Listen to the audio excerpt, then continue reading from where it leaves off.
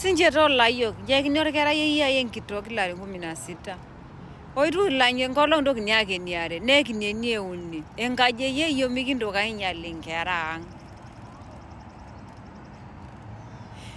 Nihole duo kinyi kera ewueji itu epunye kiuchumi, itu epunye kiakili, itu epunye kimwili, nerukokino irmajukumuni aikonji. Ailea nkituak nilea nkera.